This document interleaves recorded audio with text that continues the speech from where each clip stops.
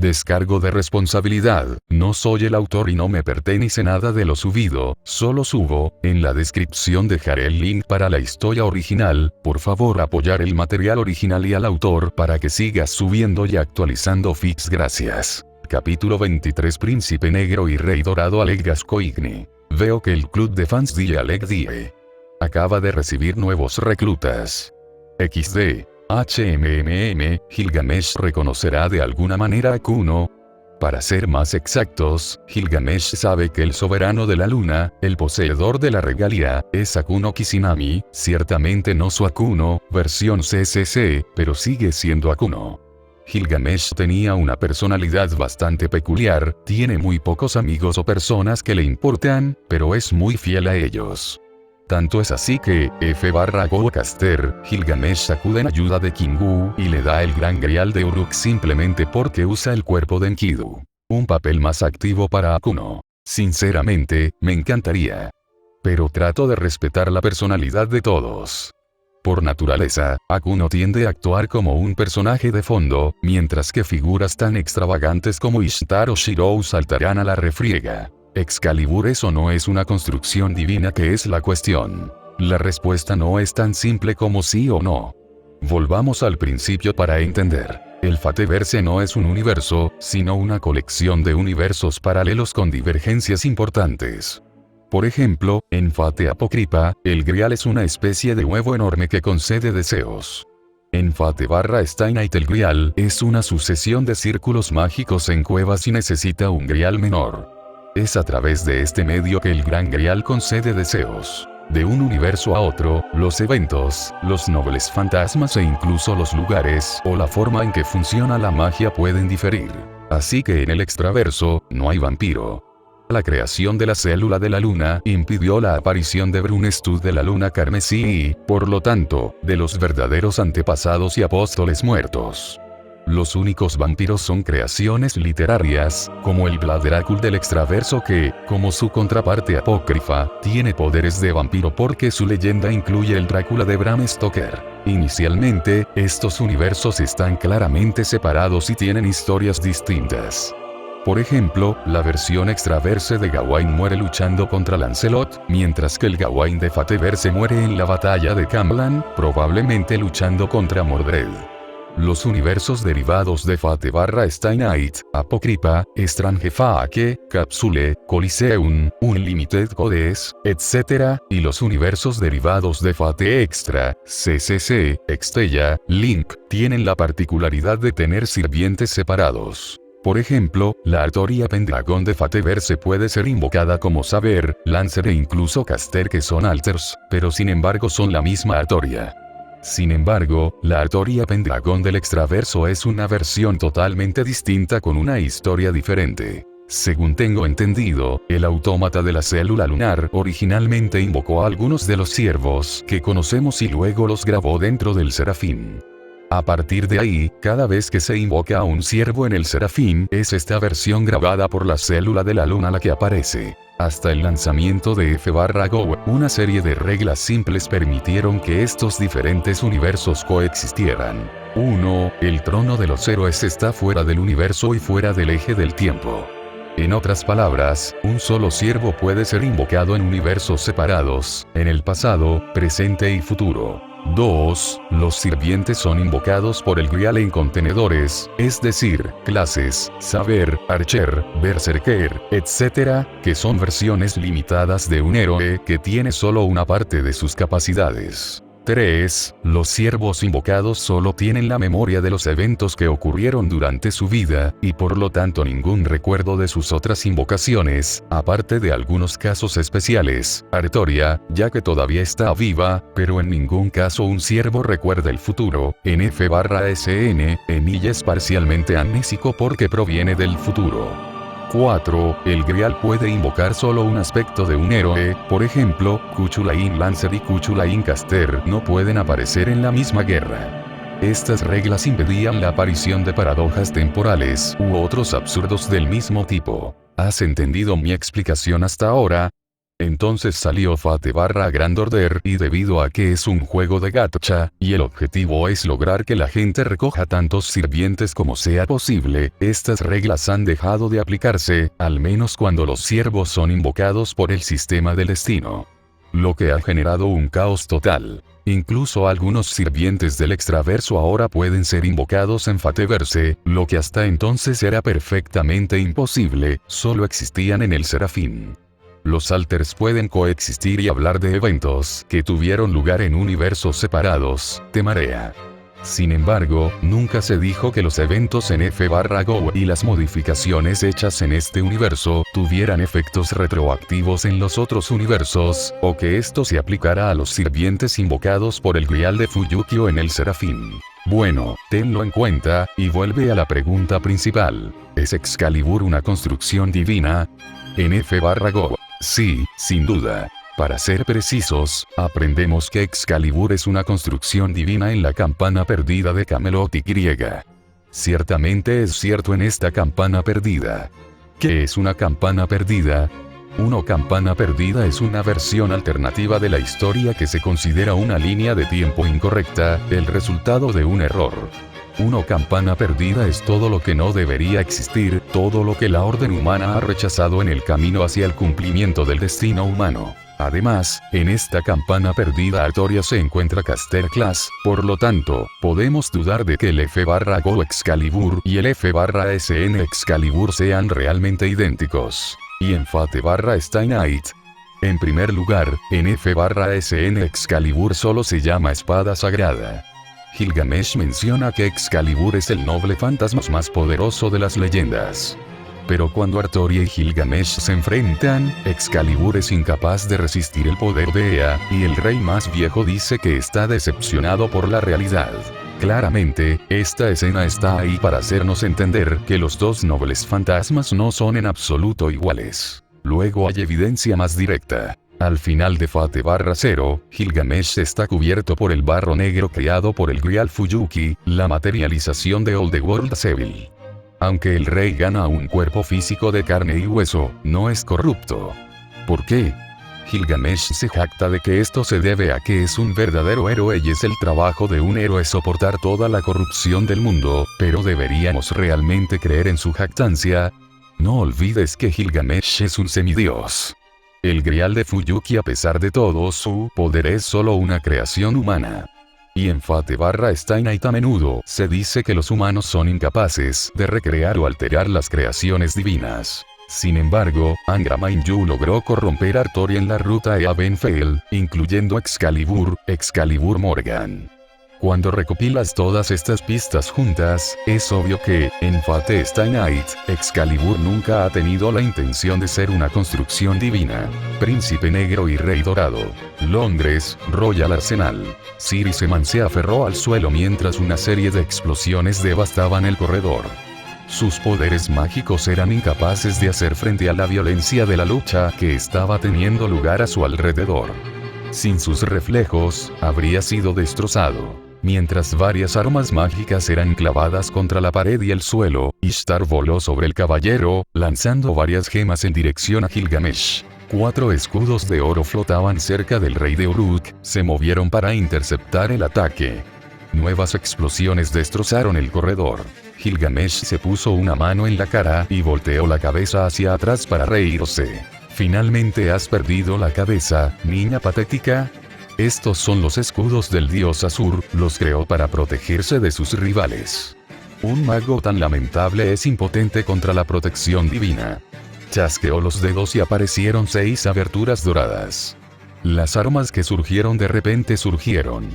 Ishtar evitó los 3 primeros escondiéndose detrás de la esquina del pasillo, pero un hacha, una cimitarra y un giro de guadaña en la esquina, persiguiendo a la Señora del Cielo. Hubo un grito agudo de sorpresa e incluso pánico, y luego un violento choque sacudió la vieja fundición de armas. El polvo cayó del techo mientras los ladrillos rotos rebotaban por el pasillo. Gilgamesh tenía una sonrisa cruel. ¡Ay, debe doler!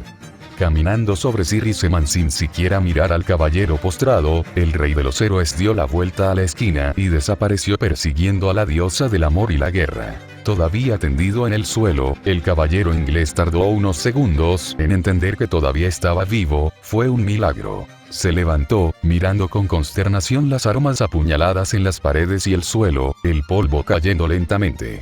Fue terrorífico. ¿Cómo podrían los humanos simples luchar contra un monstruo como Gilgamesh? Ningún ataque parecía tocarlo y cada arma que salía de las aberturas doradas que creó tenía un poder diferente. Siriseman se levantó y corrió a su oficina. Tomó el viejo teléfono militar. 300 metros más abajo, el laberinto del rey Minos. La reina sin rostro reapareció cerca de un pilar colapsado. Esta vez cambió su táctica. Gracias a su control de la magia del agua, hizo aparecer 8 estalactitas de hielo que lanzó directamente hacia Jeanne. La Puselle prefirió salvar su resistencia. En lugar de esquivar, se quedó allí y las estalactitas desaparecieron en el aire justo antes de tocarla. El príncipe negro Alec, que estaba viendo la pelea, tuvo tiempo de ver una especie de esfera de energía formándose alrededor de Jeanne d'Arc. Ella tiene una especie de protección contra la magia. Tus hechizos no pueden alcanzarla. La reina sin rostro se volvió brevemente hacia Alec y asintió sin decir una palabra. La mujer con un rostro velado por su largo cabello extendió su mano y una lanza se materializó entre sus dedos. La diosa corrió hacia Jeanne y las dos mujeres se enfrentaron, moviéndose tan rápido que se volvieron borrosas. Sus armas chocaron creando fajos de chispas o generando un extraño resplandor fantasmal. Alexander Gascoigne observó la batalla con ansiedad. Ciertamente, Jeanne d'Arc estaba agotada y tuvo que proteger a Guinevere. Pero la bruja francesa aún logró poner a la reina sin rostro a la defensiva. Si alguna vez la diosa subordinada fuera derrotada, la campeona tendría que enfrentarse al gobernante, y su magia probablemente sería ineficaz. El noble de Godspeed se había quedado con un último activo.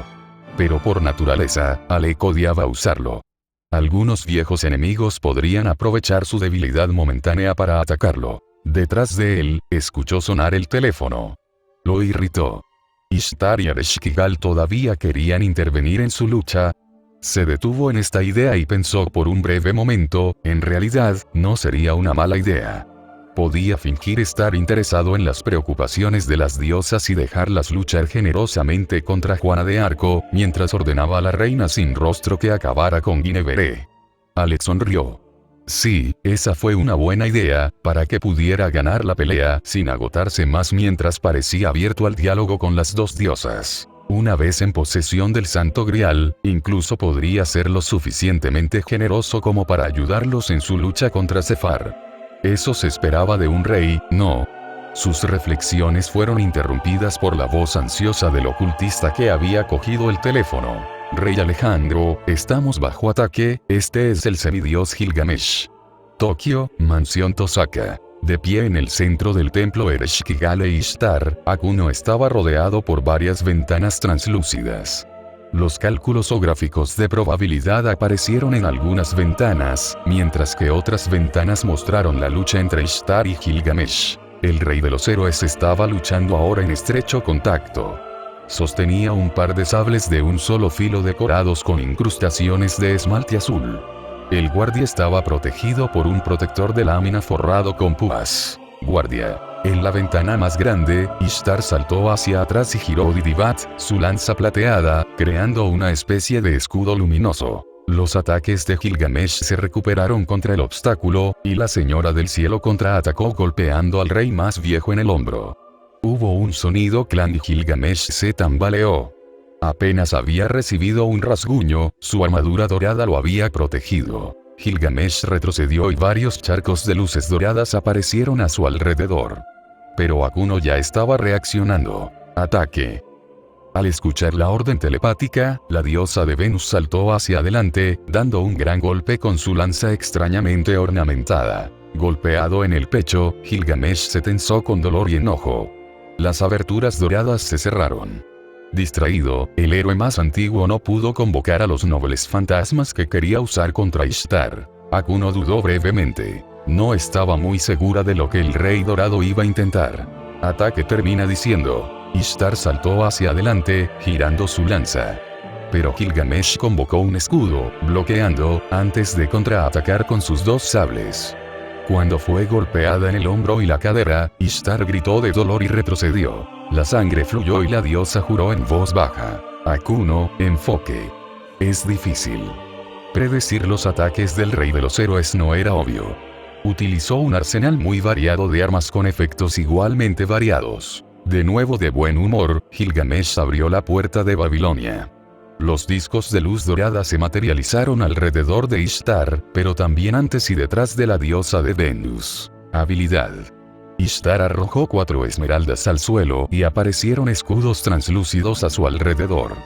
Cada uno de ellos en realidad parecía una enorme esmeralda. Creados por la magia de una diosa, los escudos comenzaron resistiendo la lluvia de nobles fantasmas que salían de las aberturas, excepto que Gilgamesh continuó atacando, sin piedad.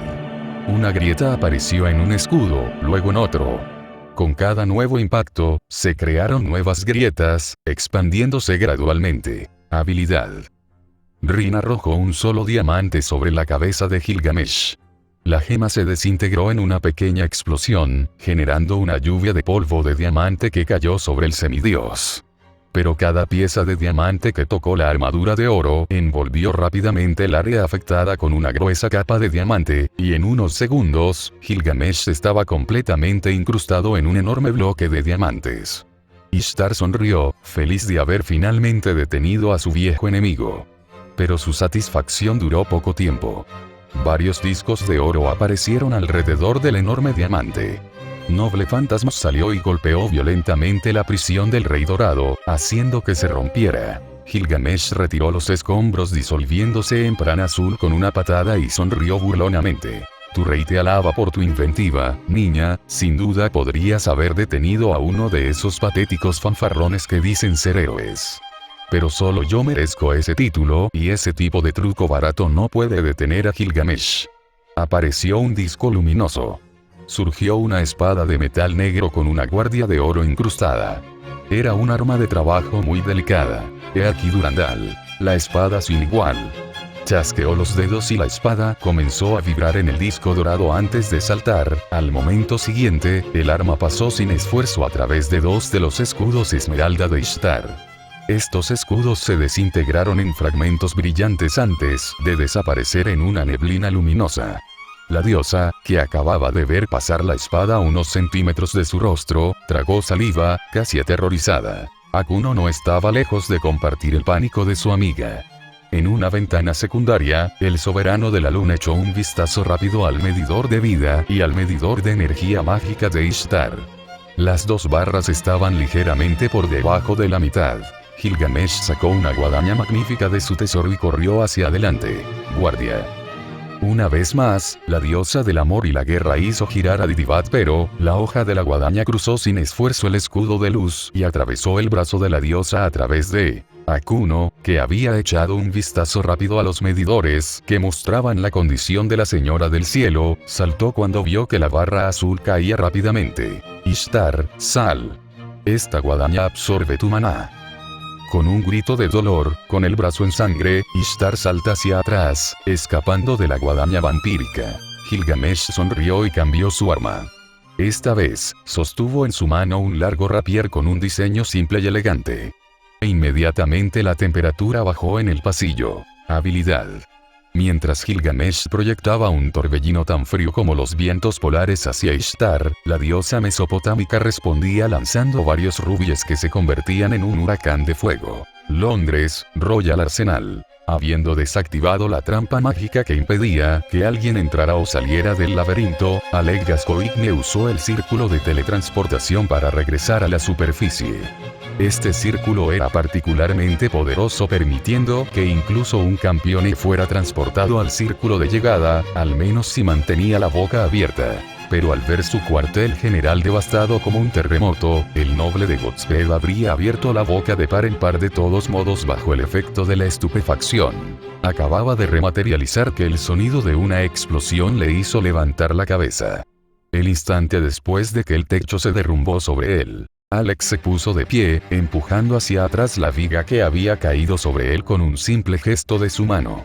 Sus huesos y músculos eran tan duros como el acero. También tenía una fuerza física muy superior a la de un humano común. A su alrededor, trozos de tabla todavía estaban ardiendo y los ladrillos rotos cubrían el suelo, pero notó especialmente las paredes cubiertas de escarcha. Su aliento se condensó en una niebla cuando salió de sus labios. Mientras susurraba la fórmula del hechizo el manto cálido de los dioses, para protegerse de los efectos del frío, el príncipe negro Alec trató de entender lo que acababa de suceder. Un enorme agujero circular sobre su cabeza le permitía ver el cielo. Dos hechizos muy poderosos o tal vez las autoridades divinas acababan de oponerse entre sí, de ahí el extenso daño. Furioso porque su cuartel general fue devastado por un enemigo, siguió adelante. Reina sin rostro, encuentra al semidios Gilgamesh, un hombre con armadura dorada, y ataca tan pronto como tengas la oportunidad. La diosa subordinada, que había viajado con él reducida al tamaño de un insecto, creció a tamaño humano antes de atravesar una pared en forma inmaterial. 300 metros más abajo, el laberinto. Una rueda blanca de luz cruzó la sala del trono en ruinas. El extraño proyectil golpeó las filas de los ocultistas del arsenal real antes de regresar a la mano de quien lo había lanzado. En un ataque, todos los lanzadores de hechizos habían sido noqueados. Apoyada por un momento en el poste de su estandarte, Jeanne d'Arc apretó los dientes. Su visión era borrosa y tuvo que luchar para permanecer consciente. Al escuchar un ruido detrás de ella, la joven santa se volvió antes de dejar su arma. La reina bruja de Bretaña se sentó en el suelo frotándose la cabeza. La reina Guinevere, ¿cómo te sientes? El ancestro divino comenzó a sonreír. Tal como estaba, Jeanne d'Arc todavía estaba preocupada por los demás. Ruler fue herida, su armadura dañada y su ropa reducida a trapos quemados. De hecho, solo pudo ponerse de pie gracias a una voluntad de hierro. Haciendo una mueca de dolor, Guinevere se puso de pie, limpiándose la sangre de la cara con la manga. ¿Qué pasó? ¿Dónde está el rey Alejandro? Volvió a la superficie. Parece que uno de mis aliados atacó el arsenal real. Con un movimiento de su mano, la reina de Bretaña trajo el santo grial, que había permanecido flotando cerca de la puerta principal. Yo, Guinevere, curaré nuestras heridas, entonces podríamos salir a la superficie. Pero debemos evitar cualquier pelea, estamos agotados. Londres, Royal Arsenal. Gilgamesh se sorprendió cuando el suelo se derrumbó bajo sus pies. Cayó al primer piso. Por supuesto, no resultó herido. Un ciervo solo podía ser herido por magia, armas o hechizos, o por otro ciervo. Sin embargo, su caída poco amable lo había molestado.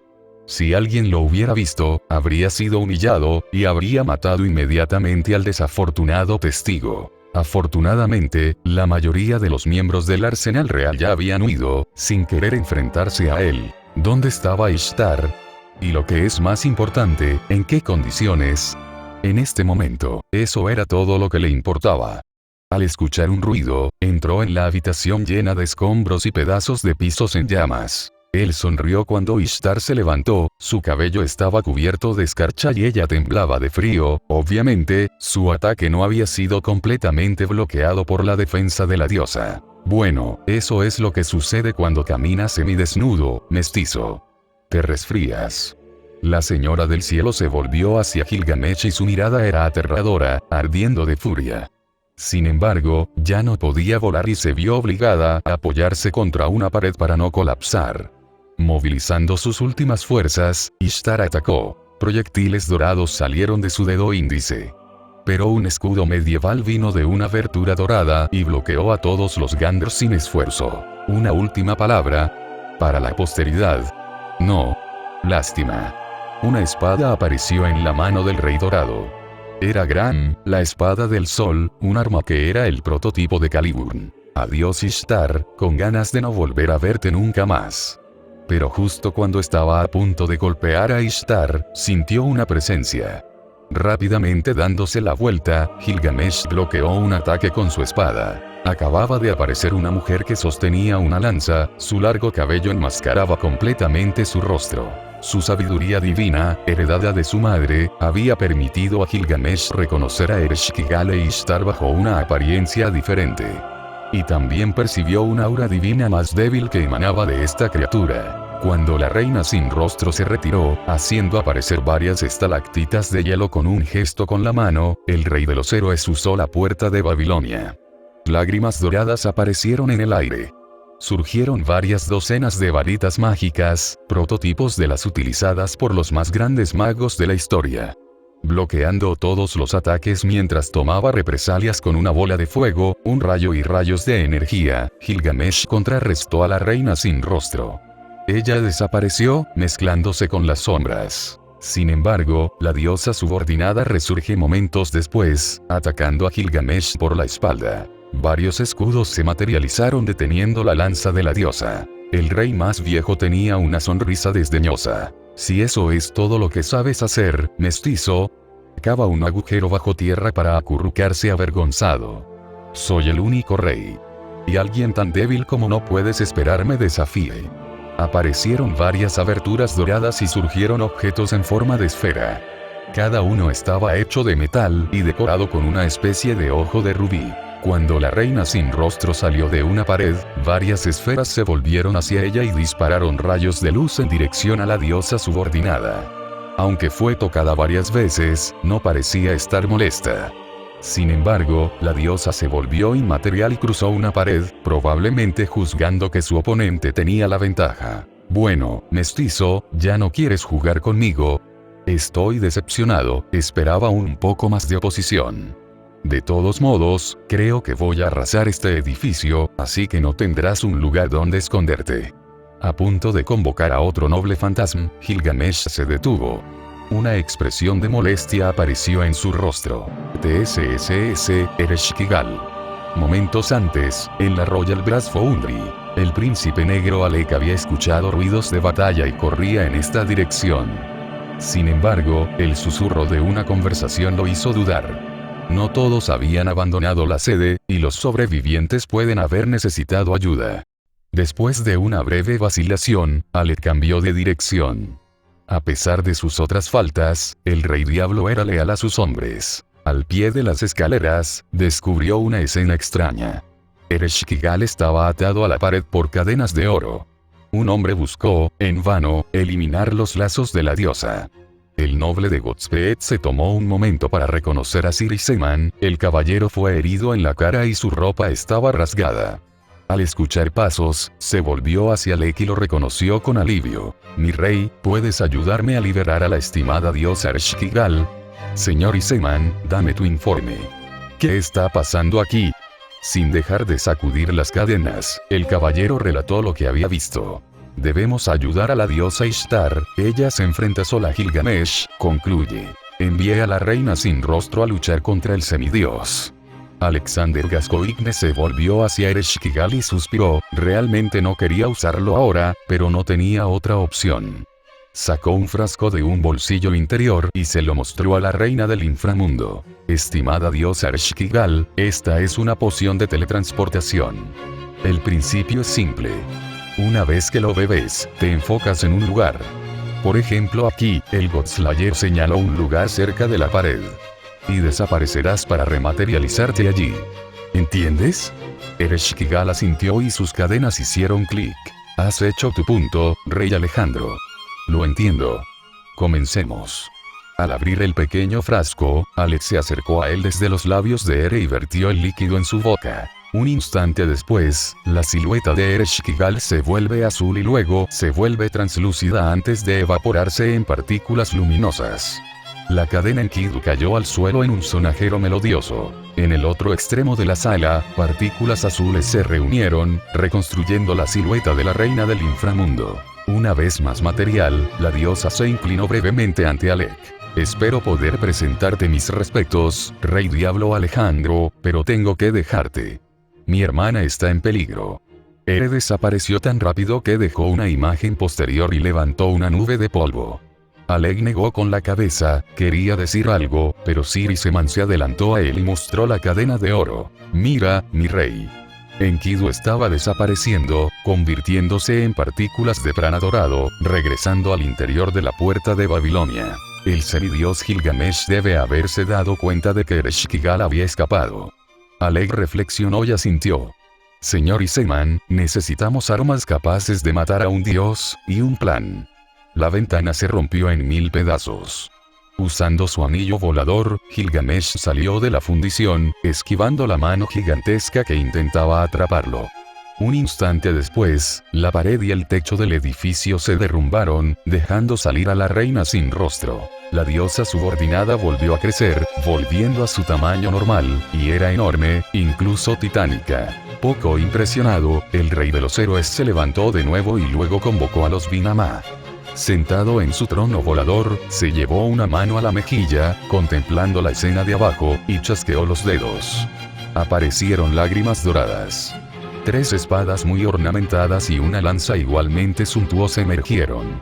Cada uno de estos nobles fantasmas fue capaz de cortar una montaña, el arma perfecta contra un gran enemigo. El ataque golpeó violentamente a la reina sin rostro y la diosa gritó de dolor. Vacilando, el gigante golpeó la fundición, destruyendo otra parte de la pared y el techo. Sin embargo, se enderezó casi de inmediato. Gilgamesh levantó una ceja ligeramente. El rey está un poco sorprendido. No eres tan patético como pensaba. Tal vez me entretengas, después de todo. La reina sin rostro se volvió hacia su enemigo y un torbellino de agua y viento nació en sus manos, persiguiendo al Vinamá. El ágil carro volador de los dioses indios esquivó el ataque que destruyó un edificio en el borde de la plaza. Las aberturas doradas de la puerta de Babilonia rodearon el tornado que regresaba a Y. Esta vez no salió ningún arma de las lágrimas, sino un flujo de líquido. Este último tenía la propiedad de congelar líquidos. El tornado se congela integralmente, convirtiéndose repentinamente en un extraño monumento. Gilgamesh se puso de pie, un arco de oro acababa de aparecer en sus manos. Hizo el gesto de estirar la cuerda y apareció una flecha de luz.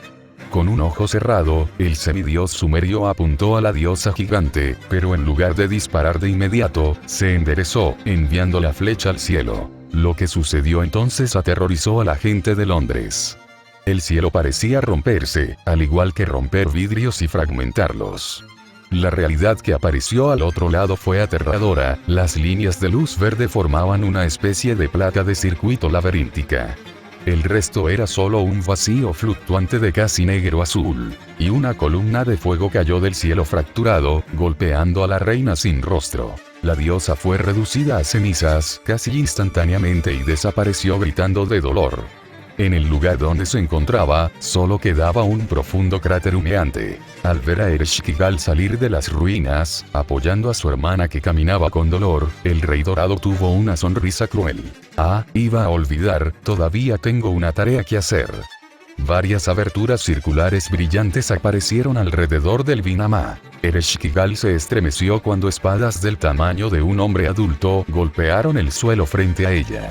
La diosa ni siquiera tuvo que volverse para entender que otras armas en la escala de los titanes formaban una jaula a su alrededor. Ishtar levantó la cabeza dolorosamente, mirando al Vinamá flotando sobre la plaza. Las sirenas de la policía y los bomberos resonaron.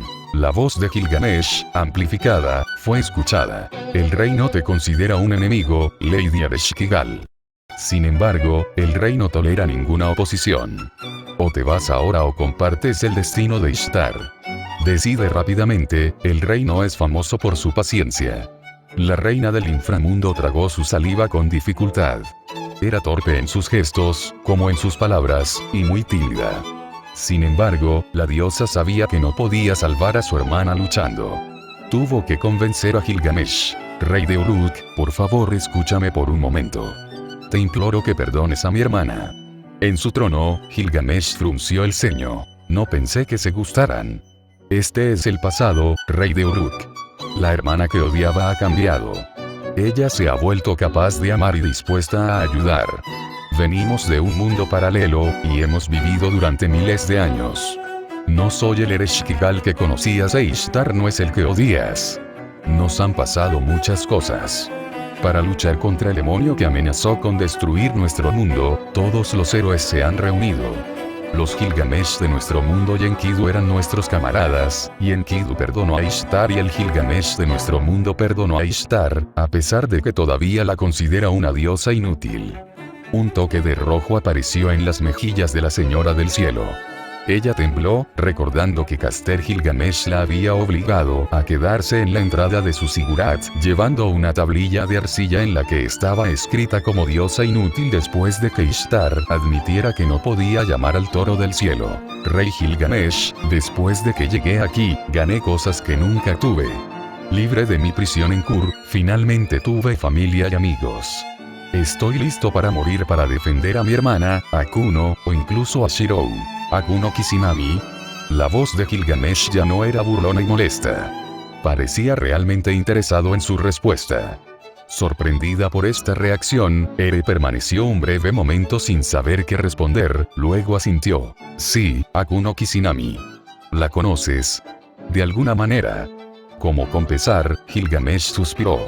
El rey dorado no agregó una palabra, pero las espadas que emergían del suelo desaparecieron, evaporándose en prana dorado, liberando a las dos diosas. La atención del rey mayor se había dirigido a un adolescente y un niño que avanzaban sobre la plaza, seguidos por un enorme cáliz dorado, flotando a pocos centímetros del suelo.